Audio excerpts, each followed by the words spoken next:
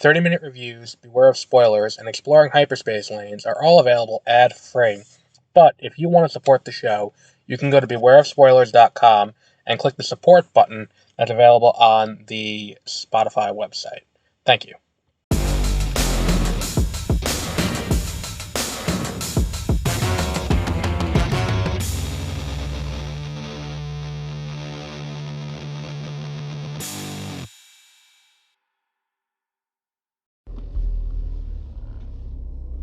Good morning, and welcome to Beware of Spoilers. I am Adam. What the fuck is this bus doing? Just kind of camping out here. That's annoying. So, we're here today to talk about The Girls on the Bus. Episode, what episode number is this? Episode 3. And I think this might be one of my favorite shows of the year. Now, look, that said, I do have some problems with it. Like, I do feel like definitely feels like an episode was missing in the middle of this. Like, I feel like there was a, what's over here? Like, an opportunity to be like, oh, well, we have to do, you know, like there was an opportunity to be like, hang on, let me reset a little bit. Sorry, I'm tired today. In this episode, there's a point where all the characters are kind of gelling together and they all come off like they're very friendly and they're friends. And that's very early in the episode. And this happened at a point where I was like, wait, so when did this happen? When did we get this relationship with these characters? Because I don't remember that ever happening. And that's a big development for these characters. Like, for that to be the case. And to that end, I'm like, okay, we like, I feel like that's something that would have been helpful to have. I think this episode, this show is laying groundwork in an interesting way for, what's it called, for what goes on in the future. And that's great, but we do need to have something resembling, like, a plot in this episode that, like, you know, is engaging enough where I'm like, alright, let me just keep tuning in every week, and see what goes on. Because I feel like that's kind of what this show is missing, on a fundamental level. It's missing a driving force to, you know, I feel like I'm just rambling a little bit, but, like, it feels like it's like, you know, the TV equivalent of like, alright, we'll talk about it next time, we'll deal with it next time. But what about now? Why don't we just deal with it now? Instead of being like, okay, so we have to, you know, like, we have to... There's this issue with Carla Gugino's character and her daughter. It's a recurring issue where it's like they're not communicating with the daughter. Very clearly has to talk to her mother about something, but she's so committed to her job that she keeps missing these calls. I have to take this call for work. I have to take this call for work. I'm in a meeting. I have to do this. And the daughter very clearly has something important to say about her own life, but Carla Gugino's character keeps putting it off. Like, you can, like, the one time we see the daughter in the episode, you can tell she's scared and she's, you know, it's a problem she's dealing with, so she's gonna feel abandoned.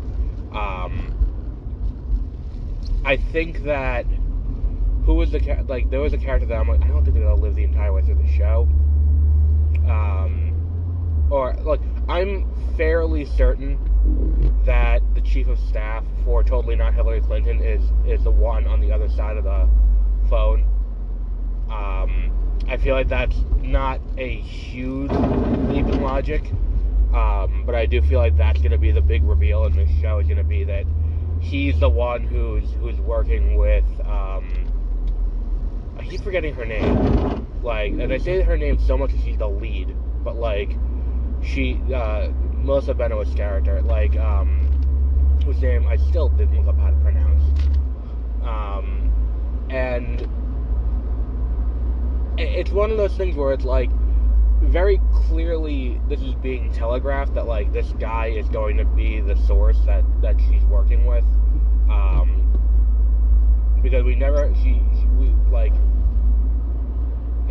it's weird. The whole thing like that is weird. And I do like they're like, they're dealing with kind of real world issues where they're dealing with like their version, this alternate universe version of Pizzagate, which, they're like, we reported on that. That was not our finest hour.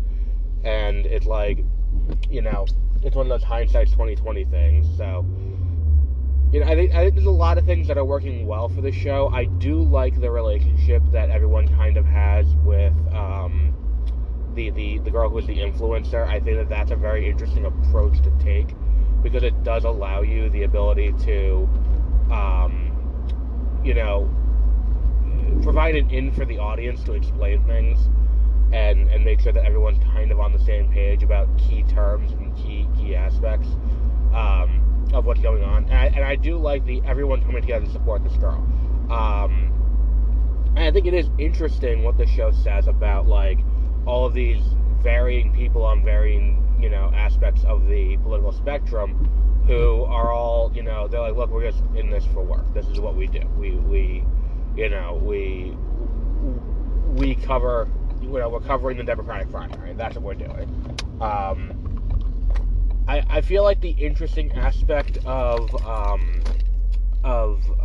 Christina Elmore's character has kind of been not dismissed, but not really dealt with this episode, which is a shame.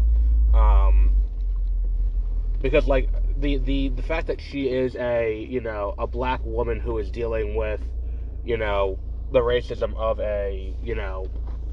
like, taking the career aspect and replacing it this time with, like, the issue of her trying to split herself between her husband and the impending wedding and her job.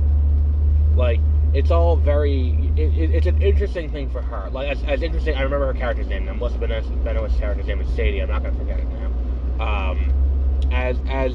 As interesting as what she's going through, what's going on with her, with Kimberlyn, that's the other character's name, is a lot more interesting, and it's a lot more deep and nuanced, in a way that creates an environment where things could be more interesting, and you could have interesting stories happening.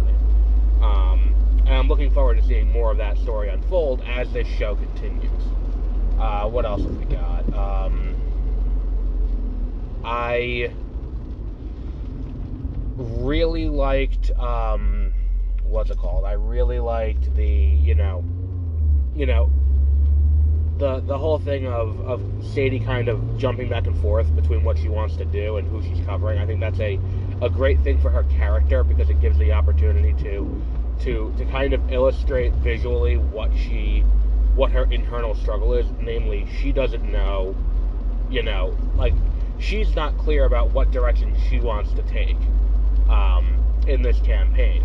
I think that the drama between her and the chief of staff for Not Hillary, Walker is her name, but I don't know why. I think Sadie Walker had to be a character in another show, because I always put the two of them together, but no, it's just Walker is the Hillary stand-in. The whole thing with, the whole thing with her and the chief of staff is kind of contrived. I'm not super jazzed about that. I get why they're doing it, and look, Sadie made the point in the episode. It's like, if you are a female reporter, a female journalist, you cannot sleep with anyone in the campaign, or even have the appearance of impropriety for with anyone in the campaign you're covering, despite the fact that men have done it for years. And that's exactly where this is going. She gets caught by the guy who was covering not Joe Biden's campaign, and then not Joe Biden ends up dying during a marathon, which was a shot. Like, that was another, oh shit, when that happened. But that thing was, and they handle that so well. I think that Carla Gugino is a great actress, and she was able to convey the emotion of that moment of, this guy, a long-time friend, a long-time family friend she's known since she was 4 years old, dying, but it's still her job to cover the death, so she's like, oh, holy shit, I gotta, we gotta do this. It was handled so well. I think this show continues to be interesting, and I will continue to watch it. And I think that this is currently. I mean, we saw the trailer for the Penguin yesterday. I saw it like 3 weeks ago, but we saw the trailer for the Penguin yesterday, and I am very, very interested in what's it called, in what this, in what this show can continue to bring. My only concern is that whatever they're building to, because we know they're building to something in terms of like what's going on with the broader, question of the broader question of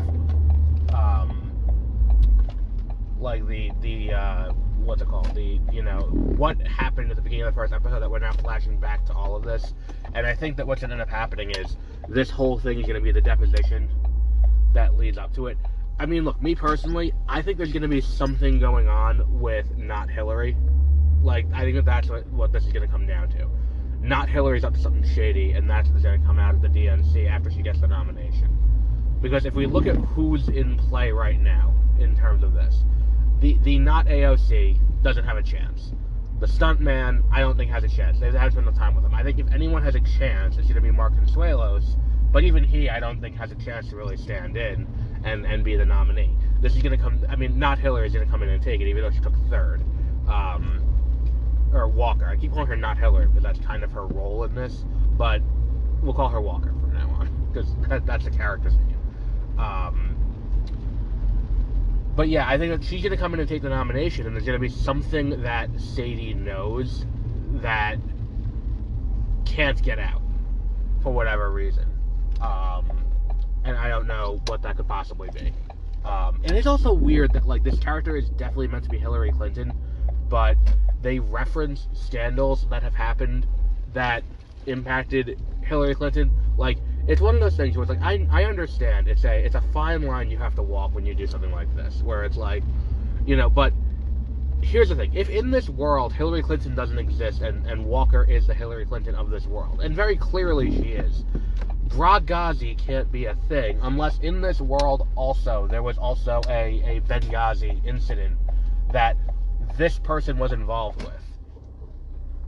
Like, if no other politician in this show or reporter or anything is the same, like, okay, Benghazi may have still happened. It's a weird thing to have still happened out of everything. It's a weird situation. But yeah, we'll wrap up there for today. And until our next episode, have a great rest of your week.